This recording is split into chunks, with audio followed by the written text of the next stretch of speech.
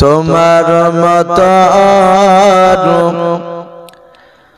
দয়ার নবী আর পাব না,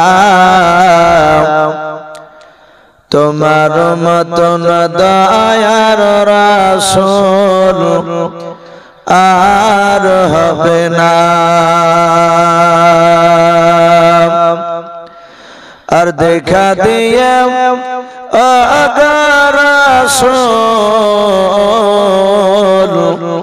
চলে যেও না,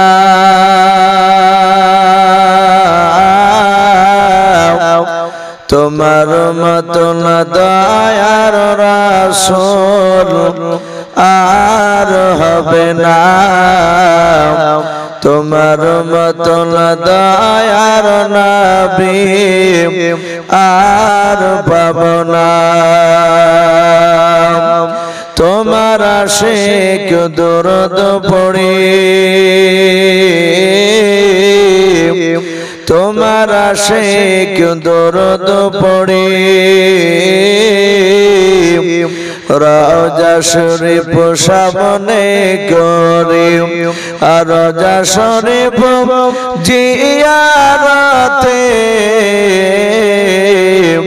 গুনাহ থাকে না, তোমার মতন দয়ার রাসূল আর পাব না, তোমার মতন দয়ার নবী আর হবে না। মরা ছিলাম আগে বনবাসী, আজ হয়েছে মদিনাবাসী, আর দাগ বুকে সান্ত্বনা, তোমার মতন দয়ার রাসূল আর হবে না, তোমার মতন দয়ার নবী আর পাব না। হরিণের বাচ্চারা গায়, হরিণের বাচ্চারা গায়, মাগো মা তোমার দুধ মরা খাব না, আর তোমার দুধ খেলে পারে ওই দয়ার নবী বাধায় আছে, পাওয়া যাবে না,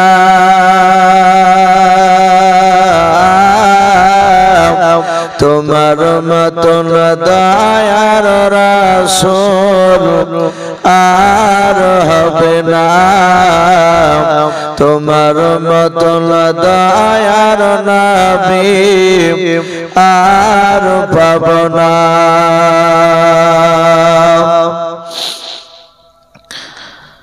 শ্রদ্ধেয় জনাব, আজকের জালসা নির্বাচিত মনোনীত সম্মানিত সভাপতি মহাশয়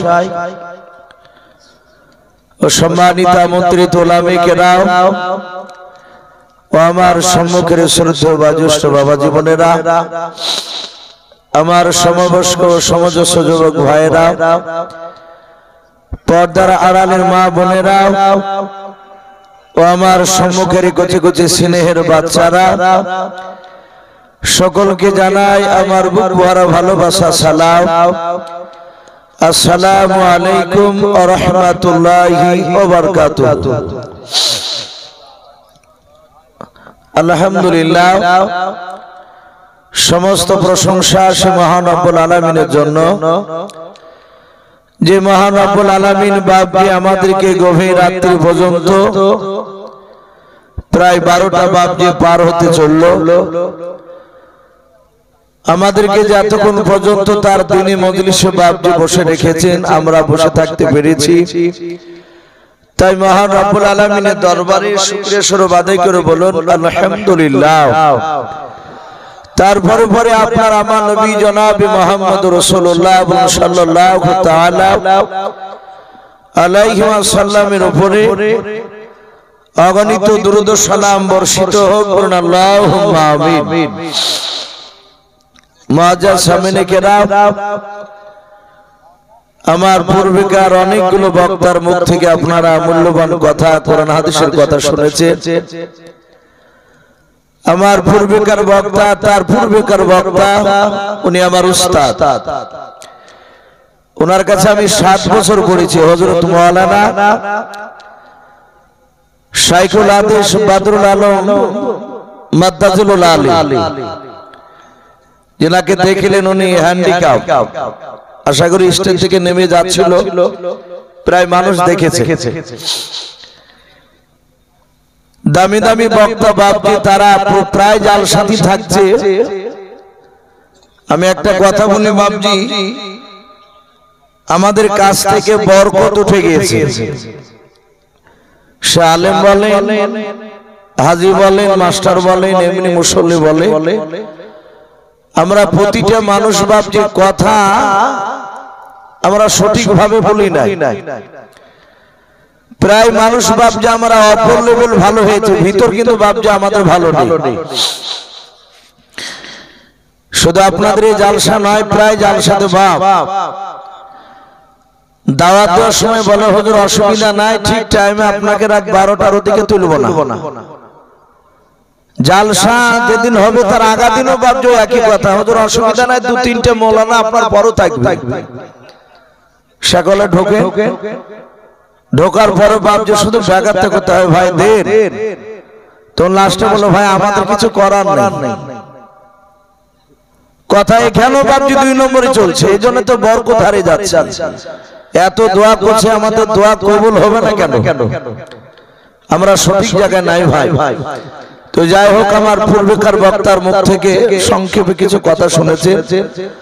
উনি একজন বুজুর্গ উলামা দেওবন্দের মধ্যে, ওনার মাদ্রাসা নদিয়া জেলায় খুশবাগ মাদ্রাসা, বিরাট মাদ্রাসা। ওখানে আমাকে উনি ওনার মাদ্রাসায় দোয়া করার জন্য বাপজি আমাকে নিয়ে গিয়েছিলেন, এই পীর সাহেবের দাওয়াত করে। তো যাই হোক, ওনার কথা শুনলে আমার পরে বাপজি আরো বক্তা রয়েছে। আমার রাজাক ভাই তো একদম অলরেডি দাঁড়িয়ে ছিল আসার লিখে। আমি আপনাদের কাছে বাপজি আলোচনা করব, খুব বেশি নয়, যেহেতু ওনাকে বাপজি একটু সময় দেওয়া লাগে। আমরা জানি হযরত মুসা আলাইহিস সালাম বলে বাপজি একজন আল্লাহর নবী ছিলেন। আল্লাহ রাব্বুল আলামিন তিনি বলেছেন যে আমি নবীদেরকে পর্যন্ত ছাড়ি নাই, তারা ভুল করলে, তারা রাস্তা থেকে স্লিপ করে গেলে তাদেরকে আল্লাহ ডেটে কথা বলেছেন। অহংকার, তাকাব্বুর মহান রব্বুল আলামিন পছন্দ করেন না। সে যে বেটা এখন না কেন, অহংকারের নাম পতন বলা হয়েছে। আগুনকে যেমন পানি দিলে নিভে যায়, কোন মানুষ যদি বাপজি অহংকার তাকাব্বুর করে সে ধ্বংস হয়ে যায়। হযরত মুসা আলাইহিস সালাম তিনি এক নয়, 2 নয়, 12,000 লোক নিয়ে বাপজি বক্তব্য দিচ্ছিলেন। 12,000 লোক ময়দানে তি বলে একটি জায়গা, সেখানে আলোচনা করছিলেন। উনি আলোচনার মধ্যে বললেন, ওগো আমার বন্ধুরা, বলো গোটা পৃথিবীর মধ্যে নয়, আমি তোমাদেরকে জিজ্ঞাসা করছি, তোমরা আজকে আমাকে প্রশ্ন করো, যেই বিষয় হোক না কেন, আমি মুসা আলাইহিস সালাম তোমাদের প্রশ্নের উত্তর দিয়ে দেব ইনশাআল্লাহ। মুসা আলাইহিস সালাম উনি কথা যাহাতে বললেন, ওনার একটা উম্মত, ওনার শাগিরাত বলা হয়েছে নাম উসামা। ওই ব্যক্তি দাঁড়িয়ে বললেন, ওগো আল্লাহর নবী মুসা আলাইহিস সালাম, আপনি বলুন, আপনি বললেন যে আপনাকে প্রশ্ন করার কথা, আমি আপনাকে প্রশ্ন করতে চাই। নবী বলুন, গোটা পৃথিবীর মধ্যে সবচেয়ে বড় জ্ঞানী গুণী মানুষ কে আলেম বড়? মুসা আলাইহিস সালাম তিনি কিছুক্ষণ ধরে চুপ করে বসে থাকলেন, চিন্তা ভাবনা করে বললেন, হে আমার উসামা, গোটা পৃথিবীর মধ্যে সবচেয়ে বড় জ্ঞানী গুণী মানুষ, বুদ্ধিজীবী মানুষ, বড় আলেম আমি তোমাদের মুসা আলাইহিস সালাম, বলুন সুবহানাল্লাহ। এই মুসা আলাইহিস সালাম কিতাবে লিখেছে, যখন যেই রাসূল দুনিয়াতে আসে সেই নবী রাসূল গোটা পৃথিবীর মধ্যে বাপজি সবচেয়ে তিনি বড় হয়। এটা দুনিয়ার সার্কুলার অনুযায়ী হযরত মুসা আলাইহিস সালাম উনি দুনিয়ার সার্কুলার অনুযায়ী বলেছিলেন যে গোটা পৃথিবীর মধ্যে সবচেয়ে বড় জ্ঞানী মানুষ আমি। কিন্তু বাপজি মুসা আলাইহিস সালামের এই কথাটাকে আল্লাহ রাব্বুল আলামিন অপছন্দ করলেন, পছন্দ করলেন না। আল্লাহ ডাক দিয়ে বললেন, এই মুসা, তোমার কথার মধ্যে একটু তাকাব্বুর চলে এসেছে। হে মুসা, আমি পৃথিবীতে তোমার চেয়ে জ্ঞানী মানুষ আমি দুনিয়াতে পাঠিয়েছিলাম। জোরে বলুন সুবহানাল্লাহ। মুসা আলাইহিস সালাম আমাদের মতন গোড়া ছিলেন না, উনি গোয়ারিয়া ছিলেন না। উনি ডাক দিয়ে বলেন, হে আল্লাহ, গোটা পৃথিবীতে তুমি আমার চেয়ে জ্ঞানী মানুষ পাঠিয়েছো বলে। হ্যাঁ। বলে সে লোকটা জিন্দা আছে না মৃত? আল্লাহ বলেন, মুসা, সে লোকটা মরে না, সে জিন্দা রয়েছে এখনো।